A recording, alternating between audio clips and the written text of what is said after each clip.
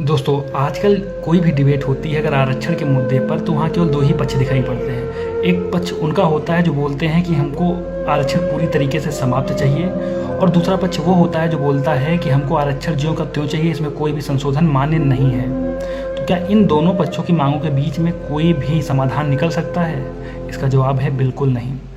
जब संविधान निर्माताओं ने 80 साल पहले संविधान लागू किया था और आरक्षण दिया था, तो उन्होंने केवल 10 वर्षों के लिए आरक्षण दिया था।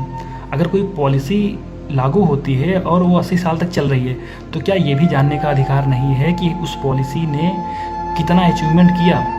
और अगर 80 साल के बाद भी अभी वो पॉलिसी आपको लाभ नहीं दे पाई है, एक तबके को निम्न धारा में ही रखे हुए सामाजिक समरता के बीच में नहीं लेके आ पाई है, समाज में मुख्य धारा में नहीं जोड़ पाई है, तो क्या उस व्यवस्था में सुधार नहीं किया जाना चाहिए? तो इसका उत्तर है बिल्कुल किया जाना चाहिए। अगर 80 साल से कोई व्यवस्था आपकी लोगों को मुख्य धारा में नहीं ला पाई है, तो इसमें रिफॉर्म की बहुत ही आवश्यकता है।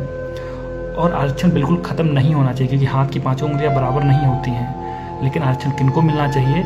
बिल्कुल जाति के आधार पर बिल्कुल नहीं मिलना चाहिए, लेकिन किनको मिलना चाहिए? सवाल तो ये है। तो ज़रूरतमंद केंद्रित होना चाहिए, जिनको आवश्यकता है उनको मिलना चाहिए।